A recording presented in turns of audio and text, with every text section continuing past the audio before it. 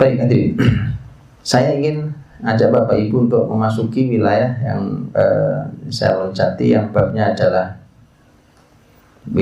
pembahasan tentang ihtiraf, misal pekerjaan tadi, supaya kita tahu bahwa memang ada jenis-jenis pekerjaan itu yang direkomendasikan langsung oleh Nabi. Tentu kalau rekomendasinya rekomendasi Nabi, tentu babnya nggak biasa, ya kan? Kalau kita mencari uang, bekerja, silahkan dengan kerjaan apa saja. Yang penting halal, thayyib, silahkan. Tetapi saya ingin bacakan beberapa riwayat yang menunjukkan beberapa hal yang direkomendasikan Nabi Sallallahu Alaihi Wasallam. Bapak Ibu dirahmati Allah, ini dalam bab al-ihtiraf, bab pekerjaan, dimulai oleh ini bab al-ihtiraf. Saya bacakan beberapa riwayatnya. Talabul halali jihad, nyari yang halal jihad, jihad ya. Apalagi zaman ketika harta haram bertebaran di mana-mana, ya, itu nyari yang halal itu masya Allah jihad. Wa inna Allah azza wa jalla yuhibbul abdal muhtarif. Ini ada yang mengatakan ini bukan secara riwayat agak bermasalah riwayat ini. Baik, kemudian Rasul Shallallahu Alaihi Wasallam menyampaikan yang pertama kali pembahasan tentang masalah at-tijarah, bab afadil at-tijarat, bab tentang perdagangan. Dalam perdagangan ini ternyata menjadi pembahasan yang istimewa. Karena ketika seorang sahabat bertanya pada Nabi, Rafi bin Rifa'ah radhiyallahu anhu pernah bertanya ke Nabi. Dia bertanya, ya Rasulullah, ayyul kasbi atyab, pekerjaan apa yang paling thayyib? Mau nyari uang nih saya, gitu ya. Pekerjaan apa yang paling thayyib? Yang paling thayyib apa? Kan gini, thayyib itu, baik itu, kita oleh Quran diminta, ya Yuhannas, kulu mimma fil ardi halalan thayyiban, wa la tattabi'u khutuwatis syaitan innahu lakum aduwwun mubin. Jadi Allah minta halalan dan thayyib, ya, halal dan thayyib. Tapi kalau sahabat itu kalau urusan amal dan urusan hidup maunya yang paling. Jadi kalau dalam urusan kebaikan, sahabat itu maunya yang paling. Maka nanyanya bukan sekedar thayyib atau ya Rasulullah mana yang halal, nggak begitu. Ya Rasulullah mana yang paling halal, mana yang paling baik. Ayyul kasbi atyab. Nabi SAW menjawab. Kata Nabi, amalur rajuli biyadih wa kullu bai'in mabrur. Kata Nabi, aktivitas seseorang dengan tangannya. Itu keterampilan tangan itu mahal, ya. Keterampilan tangan apa saja, keterampilan itu mahal. Itu oleh Nabi disebut sebagai al-kasbul atyab. Kasbul atyab itu menjadi penting. Dan dulu muslimin masya Allah di berbagai bidang keterampilan itu masya Allah muslimin.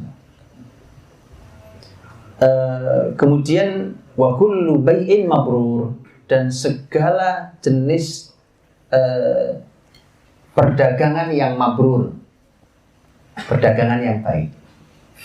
Makanya perdagangan memiliki tempat yang luar biasa, dan disitulah nanti Bapak Ibu kita bisa tahu keistimewaan masyarakat Quraisy, ya kan? Yang sudah pernah saya sampaikan. Bagaimana keistimewaan masyarakat Quraisy yang Allah sampaikan dalam surat Quraisy, li'ilafi Quraisy ilafihim rihlatash syita'i was-saif. Rihlahnya orang Quraisy itu dagang. Ya, jadi jalan-jalannya, rihlah kan jalan-jalan kan. Nah, jalan-jalannya orang Quraisy itu nyari duit. Kita jalan-jalannya ngabisin duit.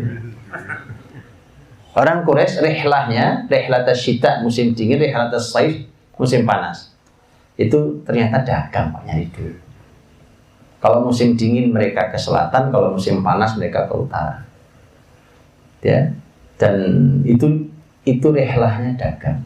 Dan keahlian dagang itulah yang di dalam sejarah Nabi SAW, para sahabat yang punya keahlian dagang itu, ini menarik apa yang disampaikan Dr. Akromutia, seorang ahli sejarah Islam, bahwa ketika para sahabat Mekah yang ahli-ahli dagang hijrah ke Madinah, ternyata oleh Nabi SAW ketika mereka mau dikasih kebun, kan orang Madinah punyanya kebun, pasar nggak punya orang Madinah. Orang-orang Madinah itu pasarnya numpang di pasar Yahudi, sehingga yang punya mereka kebun. Kalau kebun mereka punya banyak, maka ketika mereka, ya Rasulullah, kami mau memberi kebun ke saudara-saudara kami yang datang dari Mekah, kata Nabi, jangan, kalian saja yang kelola, hasilnya boleh dibagi. Itu dianalisa oleh Dr. Akromutia. Ada analisa yang menarik banget. Di antara analisanya beliau katakan, Nabi ingin tetap menjaga agar orang-orang Mekah keahliannya dagang. Karena Nabi ingin menjadikan orang-orang yang ahli dagang itu di ring satu Nabi SAW. Karena orang dagang itu, Bapak Ibu, tidak terikat oleh tempat. Justru orang dagang itu harus banyak jalan-jalan, keliling sana, keliling sini, buka sana, buka sini, pasar di mana dikunjungi begitu. Nah, makanya sambil dagang itu mereka bisa membawa syariat ini. Di mana mereka hadir, maka di situ syariat dibawa. Bisa ulama itu, bisa ulama dagang bisa. Nah, kalau petani, karena kebun tadi itu, ya kebun terikat oleh kebunnya. Umpamanya musimnya mengawinkan kurma, nggak dikawinin, nggak buah. Musim apalagi yang lainnya, nanti kalau nggak diurus nggak buah. Makanya terikat oleh tanahnya. Nanti, nah ini dua keahlian yang dua-duanya disebut Nabi, dua-duanya istimewa. Jadi tema kullu bai'in mabrur, ya, tentang jual beli, tentang at-tijarah. Di Imam Ibn Abi Dunya menyebut secara khusus di sini, di antara yang disebut adalah tentang tijarah al-baz. Contohnya adalah kalimatnya Sa'id bin Musayyib. Sa'id bin Musayyib itu seorang ulama tabi'in. Beliau mengatakan, ma tijaratun ahab ilayya minal baz. Tidak ada perdagangan buat saya, kata Sa'id bin Musayyib, tidak ada perdagangan yang lebih saya sukai melebihi perdagangan kain. Segala hal yang berhubungan dengan kain. Makanya tidak aneh, bahkan sampai Imam Abu Hanifah itu berdagang kain. Ulama besar Imam Abu Hanifah. Abu Hanifah itu di Kufah punya tempat dibagi dua. Sebelah buat kelas, sebelah toko kain. Kalau waktunya beliau jualan, kelas ditutup. Ditutup, beliau buka untuk kain. Karena memang ayahnya Imam Abu Hanifah itu waktu meninggalkan warisan banyak berupa toko kain. Maka Imam Abu Hanifah itu kaya raya, Pak. Kalau waktunya beliau ngajar, tokonya ditutup. Ya, tokonya ditutup, beliau buka jadi ulama besar. Maka Imam Abu Hanifah dengan hartanya itu dia biayai sendiri murid-muridnya. Masya Allah. Dikader sendiri, dibiayai sendiri, itu pas. Makanya ketika beliau melihat ada seorang anak ini anak pinter, maka dipanggil, namanya Abu Yusuf, dikenal dengan Abu Yusuf. Ini nanti menjadi murid terdekatnya Abu Hanifah.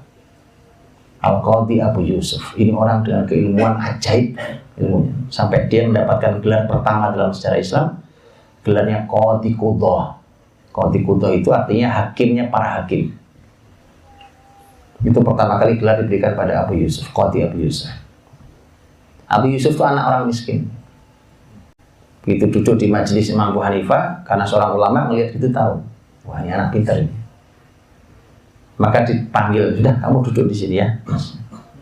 Ternyata Abu Yusuf pulang ke rumahnya sama ibunya dimarahi. Kamu dari mana? Dari Abu Hanifah. Enggak usah duduk di sana. Abu Hanifah itu makanannya roti bakar. Ini istilah, Pak. Istilah untuk orang kaya zaman dulu. Kamu nggak bisa ini kan? Sudah, kamu kerja saja. Abu Hanifah kehilangan itu anak. Mana nih anak nih? Kemarin ada di sini, dicari. Maka begitu ketemu lagi, kenapa nggak datang lagi? Dia cerita, karena nggak boleh, disuruh bantuin kerja nyari duit. Berapa keperluanmu? Sekian, dikasih uang, kasih ini ke ibumu. Nanti kalau udah habis bilang lagi ke saya. Itu cara Abu Hanifah mengkader Abu Yusuf. Dididik dengan cara itu, sampai pernah ibunya ngomong, ya, membicarakan tadi tentang kamu kan nggak bisa makan lah, beda sama Abu Hanifah. Abu Hanifah sampai mengeluarkan kalimat gini, suatu hari nak, kau bisa makan faludaj di atas piring fairuzaj. Faludaj itu makanan yang hanya disediakan di dalam istana khalifah, nggak ada di luar istana.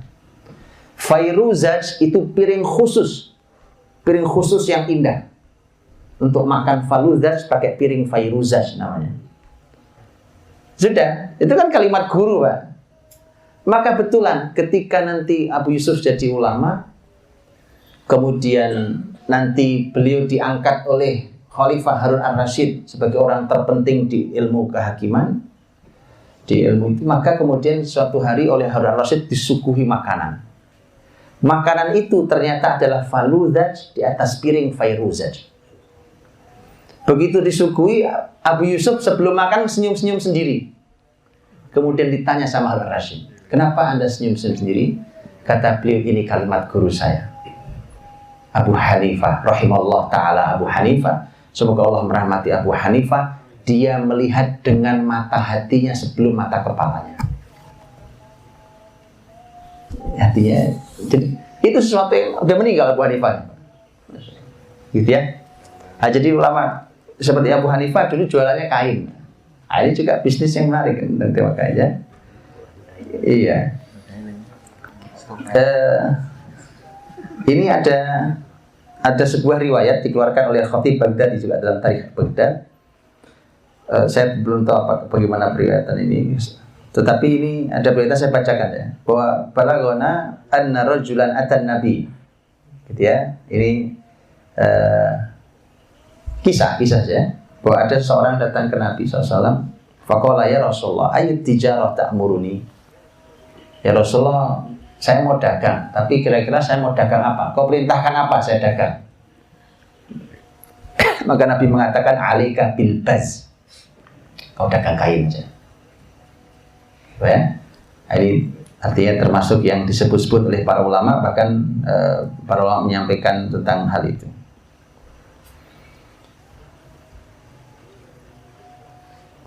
Kemudian Bapak Ibu dirahmati Allah SWT, itu tema ini saya sampaikan dulu kalimat Umar tentang perdagangan ya. Kata Umar, "Lau kuntu tajiran makhtartu 'ala al-'itri syai'an in fatani ribhuhu ma fatani rihuhu." Kata Umar, kalau saya seorang pedagang, maka saya akan milih berdagang minyak wangi. Wangi. Tadi kain, sekarang minyak wangi. Karena minyak wangi itu, kalaupun saya tidak dapat untung, saya dapat wanginya. Kalimat Umar, Pak. Ya. Dan Masya Allah, memang hadirin, ini kalimat sederhana ini, begitu Bapak Ibu pelajari hal ini ternyata besar. Begini, minyak wangi itu dalam Islam bukan sekedar wewangian, tapi syariat. Bukan gitu? Syariat. Syariat. Kita diperintahkan, laki-laki ini apalagi diperintahkan untuk pakai wewangian, keluar apalagi hari Jumat segala macam itu bagian dari sunnah syariat.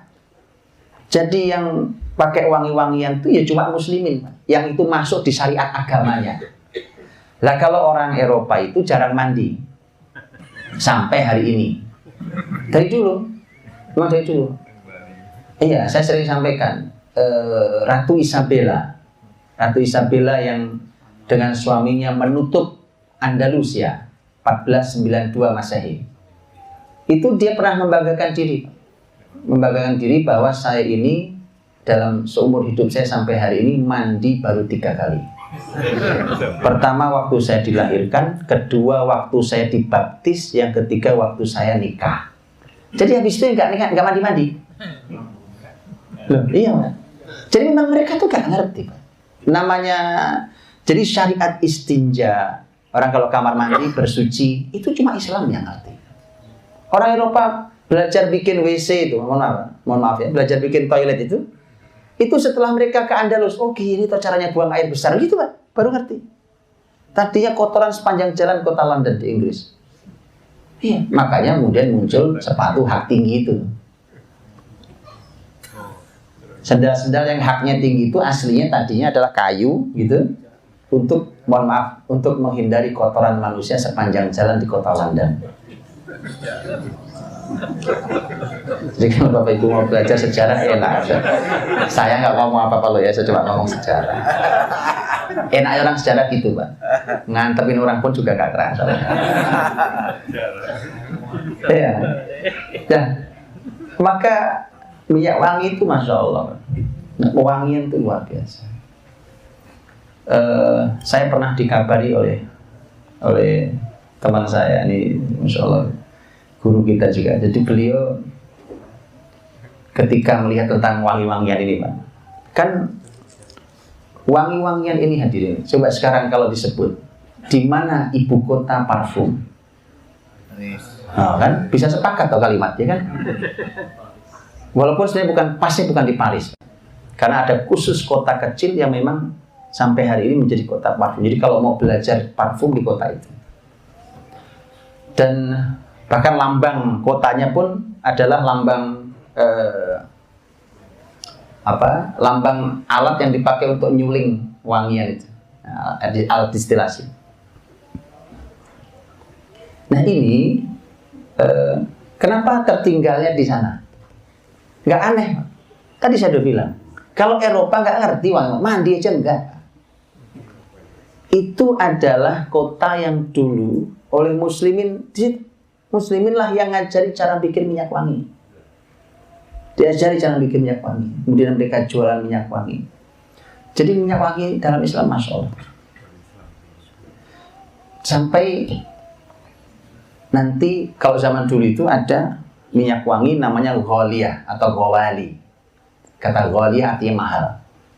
Ghawali itu adalah minyak wangi mahal, biasanya racikan khusus untuk para pemimpin. Itu racikannya disembunyikan oleh si parfumernya. Para raciknya disembunyikan karena ini khusus untuk beliau. Jadi nggak ada aroma seperti ini di tempat lain. Itu mahal Pak. Dan itu ada angka-angka berapa harga dulu Khalifah Muawiyah membeli. Umar bin Khattab yang orangnya sederhana saja, beliau mengatakan berapapun Anda belanja minyak wangi itu tidak mubazir. Umar orangnya Masya Allah ya, orangnya zuhud dan juga berapapun kau belanjakan untuk minyak wangi tidak mubazir. Ya, makanya Umar di sini mengatakan kalau saya boleh memilih, saya milih dagang minyak wangi.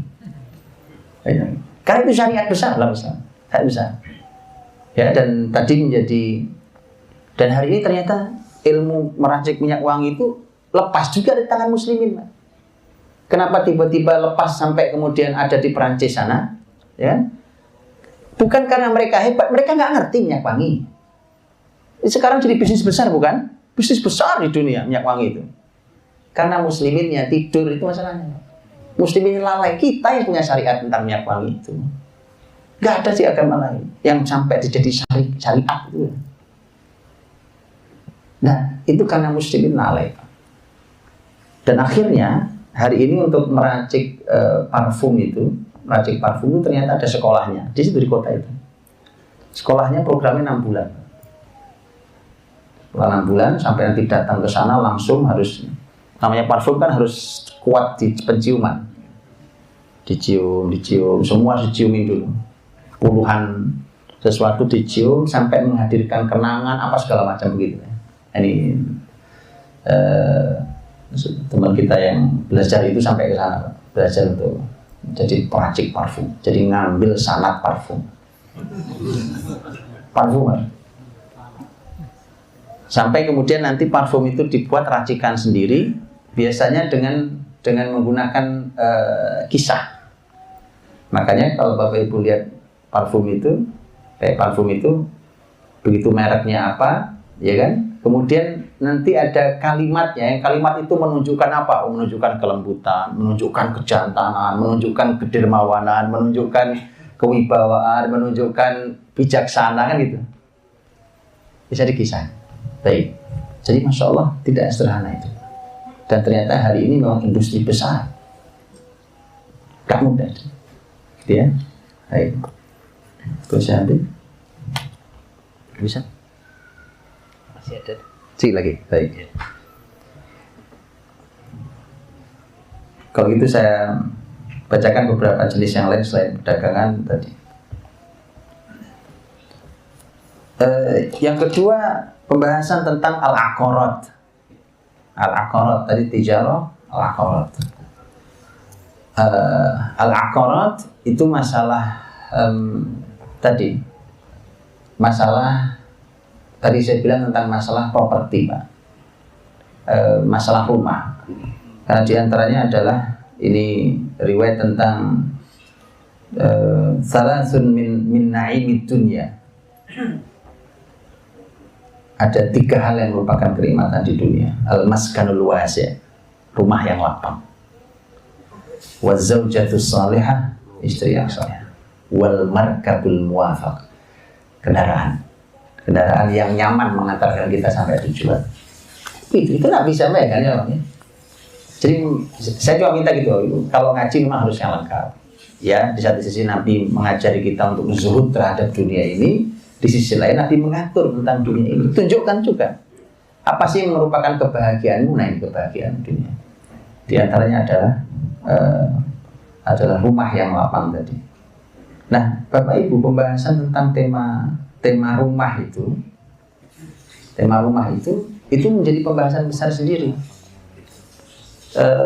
Ya sayangnya juga ilmu ini juga belum dipelajari. Jangan salah, ulama-ulama dulu nulis buku-buku. Buku-buku itu ditulis hanya bicara tentang tema properti. Ada kitab-kitabnya. Saya mohon maaf, hari ini bicara tentang properti apa nih? Properti syariah gitu bawahnya ya, yang belakangan muncul. Saya senang dengan semangatnya. Tapi sayangnya yang dimaksud dengan syariah cuma akadnya doang. Loh, masalah tempat tinggal itu kan bukan cuma masalah akad. Tetangga rumah dengan rumah sebelahnya itu ada hukum fikih, Pak, yang harusnya dipahami oleh si pengembang properti syariah. Harusnya begitu. Nah, kita sudah merasa puas bahwa syariah itu cuma akad. Akad itu cuma bagian saja. Nah, ini sayangnya juga belum dipelajari. Dan itu ulama sudah membuat kitab-kitabnya. Di fikih itu dibahas, Pak, tentang hal itu. Dibahas dan Masya Allah detailnya pembahasannya. Dan menggunakan kaidah-kaidah syariat. Kaidah-kaidah syariat membahas bagaimana sesungguhnya perumahan. Bagaimana perumahan perkampungan di dalam syariat Islam itu kayak apa. Itu ulama udah buat. Dan itu, kalau itu dikuasai ilmunya Masya Allah. Itu pertama di Indonesia. Jadi saya tunjukkan, Pak. Lihat, Pak. Dulu kan sebenarnya perumahan Nabi dan para sahabat kan gak luas. Gak luas, Pak. Kan saya sudah sering cerita itu Masjid Nabawi itu sudah masjidnya bukan pagernya, masjidnya itu sudah rumah-rumah sahabat, sudah bahkan plus ada kebun-kebun itu luasnya Masjid Nabawi hari ini. Walaupun ada sebagian sahabat yang tinggalnya nanti di luar pagar Masjid Nabawi, dia yang pagar Masjid Nabawi hari ini ada, tapi sahabat-sahabat di situ. Makanya umpamanya konsep Nabi membangun pemukiman itu ditiru oleh zaman manapun, di negeri manapun. Jadi konsepnya kan Nabi letakkan masjid dulu, plak, tengah. Seluruh rumah fasilitas melingkari masjid, agar jarak rumah ke masjid kurang lebih sama. Karena muslimin ini harus sampai ke masjid. Nah, kalau rumahnya gerbangnya di sini, masjidnya 2 kilo lagi di sana, ya kan? Yang dekat masjid dekat, Pak. Yang di sini sudah iman kita lemah hari ini, ya? Nggak nyampe ke masjid nanti. Dulu sahabat begitu. Bahkan sahabat itu punya namanya khawkhah. Khawkhah itu adalah pintu kecil dari belakang rumahnya langsung masuk ke masjid. Saking supaya mudah mengakses masjid. Begitu. Fasilitas juga gitu. Pasar diletakkan tidak jauh dari masjid. Saya pernah jelaskan pasar di sini dan seterusnya. Begitu. Dan Masya Allah, saya dapat pelajaran kemarin waktu ke Kuwait. Waktu ke Kuwait kemarin ada hal yang menarik mata saya karena begitu di perjalanan ada tempat rapi, sudah rapi, jalanannya lebar, rapi, sudah diaspal, tiang-tiang lampu itu sudah bagus, tapi nggak ada rumah sama sekali kecuali cuma satu masjid di tengah. Jadi nggak ada siapa-siapa namanya. Saya tanya ke teman-teman di Kuwait, ini apa ini kok aneh begini? Terus dijelaskan ke saya dan luar biasa. Dijelaskan bahwa ini kebiasaan di Kuwait. Di Kuwait itu kalau mau buka pemukiman, dirapikan dulu infrastrukturnya, jalannya, listriknya, airnya. Kalau sudah begitu, diletakkan masjid di tengahnya. Plak. Nanti kapanpun Anda mau bangun rumah di sebelah mana, itu melingkari masjid. Dan biasanya setelah masjid akan dibangunkan fasilitas itu standar. Pasar, nggak jauh dari situ, keamanan, maunya kepolisian, pendidikan, sekolahan. Dan itu masih jadi konsep di Kuwait sampai hari ini. Itu adalah peninggalan peradaban Islam. Berarti perumahan di Indonesia ini niru mana saya nggak ngerti juga. Paham ya? Ya diilmui ya. Wallah ini Masya Allah. Karena itu bagian dari hadis Nabi. Al-maskan, tempat tinggal termasuk disebut-sebut Nabi SAW. Gitu ya. Al-Dhiya itu kebun dan yang berhubungan dengan kebun, perkebunan, pertanian, Masya Allah. Dan ini cocok untuk orang Indonesia karena tanahnya subur. Dan ini bagian disebut-sebut mulia.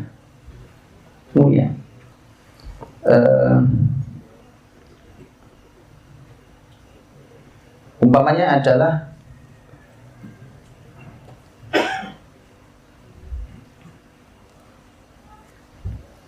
lamma khalaqallah ini riwayat lamma khalaqallahu azza wa jalla al-ma'isha ja'ala al-ma'isha fil harthi wal ghanam. Ketika Allah menjadikan kehidupan ini, menciptakan kehidupan ini, kemudian Allah jadikan kehidupan itu adanya di kebun dan kambing. Perkebunan dan kambing. Nah, ini juga barang gede hari ini. Yang perkebunan bicara tentang pangan, yang kambing bicara tentang daging dan turunannya, susu dan segala macam. Kalau kambing memang spesial. Kambing itu ada beberapa hadis Nabi dan jelas Nabi menyebutkan dalam beberapa hadis yang sahih tentang kambing khususnya dan hubungan kambing dengan keberkahan. Kambing keberkahan itu hubungannya erat banget. Nabi mengatakan kambing berkah. Nah, kambing itu berangkat pagi, keluar dari kandang, sore balik ke kandang, itu pergi bawa berkah, datang bawa berkah. Jadi Masya Allah itu tentang kambing, dan itulah mengapa Allah memilihkan binatang untuk para nabinya adalah kambing. Ma min nabiyyin illa ra'al ghanam. Tidak ada seorang nabi pun kecuali pasti pernah menggembala kambing. Karena ternyata kambing itu ternyata harta yang berkah. Bahkan oleh Nabi disebut dalam hadis yang sahih riwayat Bukhari tentang disebut sebagai khairu malil muslim, sebagai harta terbaik muslim terutama di akhir zaman. Harta terbaik muslim. Tentang kambing yang digembala di ujung gunung, orang melarikan agamanya dari fitnah. Makanya ini Masya Allah ya. Jadi perkambingan ini Masya Allah ini keberkahan. Berkahan luar biasa ya, dan saya tidak tahu apakah memang ada perencanaan gitu, ataukah tidak. Orang hari ini di kita itu banyak yang tidak suka susu kambing, betul ya? Yeah. Banyak yang tidak suka daging kambing kan? Di sini daging kambing suka kan? Kita di sini suka semua. Tapi banyak yang tidak suka dengan. Saya tidak tahu kenapa itu. Kambing hitam. Jadi kambing. Akhirnya jadi kambing hitam. Ustaz Muhammad jadi kambing hitam. Kasihan Pak. Mari kita putihkan kambing itu. Jadi kambing hitam dia. Kasihan tuh kambing. Padahal ini binatang para nabi. Dan kambing sering tertuduh Pak. Padahal dia nggak tahu menau. Iya kan? Iya, begitu mau dimakan, wis kolesterol Mas. Begitu mau dimakan bilang, wah hati-hati nih, tensi naik. Masa iya Allah salah memilihkan binatang untuk para nabinya? Subhanallah. Gitu ya. Jadi itu. Dan para ulama membahas tentang kambing itu ternyata pelajaran memang banyak. Para ahli sirah nabawiyah membahas tentang hal ini. Ketika sampai pada bab Nabi Muhammad gembala kambing, itu pembahasannya gitu. Apa yang didapatkan oleh orang yang gembala kambing, itu ternyata banyak yang didapatkan, termasuk sifat. Itulah mengapa Nabi dulu didekatkan kepada kambing. Makanya Syekh Muhammad Imarah di bukunya Khawatir wa Ta'ammulat fi Siratin Nabawiyah, beliau mengatakan bahwa membuat judul bab di dalamnya, min ra'yil ghanam ila qiyadatil umam, dari menggembala kambing menuju kepemimpinan umat. Itu ngomentari tentang Nabi Muhammad gembala kambing. Nah, makanya memang harusnya pelatihan kepemimpinan itu di kandang kambing. Loh iya, bawanya Lemhanas, kan? Suruh kandang kambing dulu, calon pemimpin ini. Suruh kandang kambing dulu. Kenapa? Kambing memberikan sifat banyak, Pak. Kalau betul belajarnya, di antaranya yang jelas disebut Nabi adalah tentang kelembutan hati. Kelembutan hati itu didapatkan orang yang akrab dengan kambing. Jadi maunya Allah itu, pemimpin itu lembut hatinya. Makanya belajarlah sama kambing. Nggak tahu pemimpin Indonesia kayak begini dulu apa gembala bebek apa? Gembala banteng. Gembala banteng.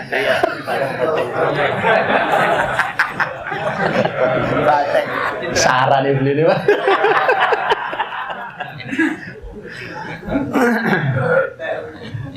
Iya begitu. Jadi Masya Allah, banyak pelajaran besar, hikmah besar di bab itu. Ya. Silakan tanya di sini pada yang ahli, yang punya kambing banyak, punya pelajaran banyak kan. Begitu juga kebun, Pak. Itu masalah pangan. Dan hari ini peperangan dunia karena pangan. Perang dunia karena pangan. Karena ini masalah pangan. Apalagi sudah ada hitungan, wah ini manusia akan kelaparan karena nggak cukup pangan di bumi. Nggak mungkin Allah salah menciptakan bumi, Pak. Kok Allah yang menyampaikan bahwa manusia disuruh jalan di muka bumi ini cari rezeki, cukup buat manusia. Apa yang menjadikannya tidak cukup? Salah kelolanya, termasuk salah kelola jiwanya. Kerakusan manusia itu dan salah kelolanya itu membuat bumi yang harusnya cukup ya tidak cukup. Cukuplah bumi ini. Bahwa Allah berikan jaminan kau itu. Kulu mimma fil ard, makan semua yang ada di bumi ini. Itu perintah seluruh manusia. Boleh ambil, cukup. Ya. Nah, maka pangan ini juga PR serius, dan pangan itu mestinya kalau masa depan dunia ini kan mau masalah pangan. Gampangnya gini lah, orang nggak punya HP nggak apa-apa, tapi kalau nggak makan kan begitu. Dan ini kan yang lagi rame ini kan yang ini Pak, yang Cape Town ya. Tahu ya, cerita Cape Town ini lagi berhitung mundur untuk nutup kota, Pak. Afrika Selatan. Gara-gara air bersih habis di kota itu. Sekarang dijatah, air itu dijaga oleh pasukan itu Cape Town hari ini, dan itu berhitung, saya lupa, ini sudah berhitung mundur, kalau tidak kunjung ada perbaikannya maka tutup kota itu. Nggak tahu mau pindah kemana mereka itu. Lihat itu. Jadi, negeri ini subur Bapak Ibu, Masya Allah. Kebun, sawahnya, kebunnya, Masya Allah. Nah, mestinya kan ini menjadi wah luar biasa. Mestinya Indonesia inilah yang memegang kendali dunia itu. Hah? Korea boleh produksi HP, Pak, tapi produksi pangan di sini. Antum makan HP atau makan berat nasi ya? Iya. Itu makan roti, gandum atau mau makan motor ya? Iya, di sini.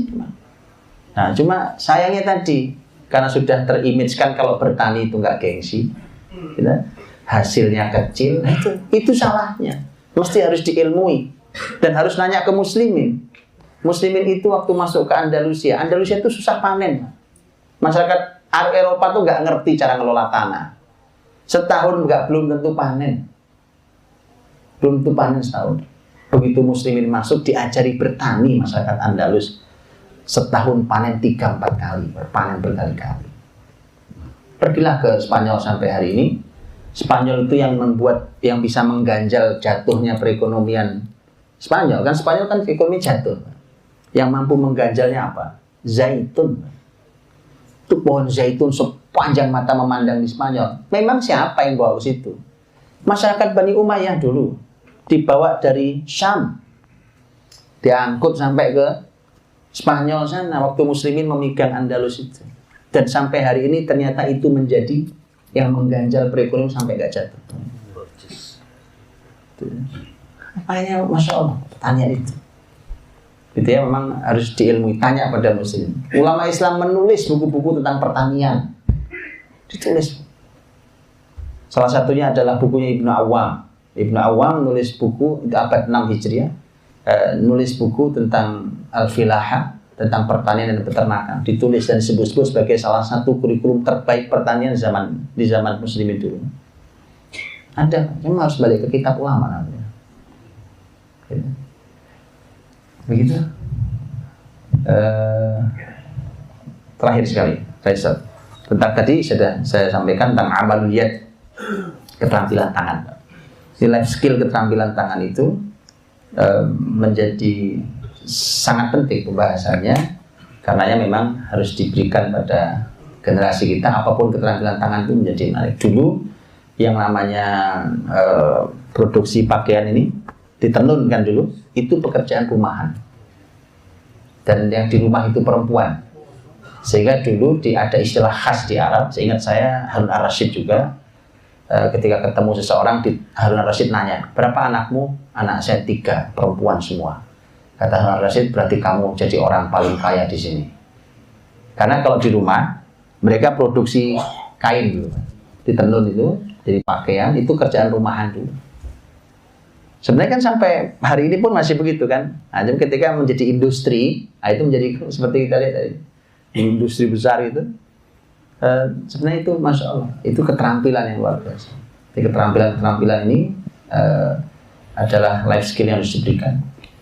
Nah, jadi dalam hati Allah, ini sebagian, tentu waktu ini tidak cukup. Ini sebagian saja bagaimana para ulama mengulas tentang tema harta itu, bagaimana memperbaiki harta yang ada di tangan kita, memperbaiki harta yang ada sekeliling kita, karena itu bagian dari tugas muslimin di muka bumi.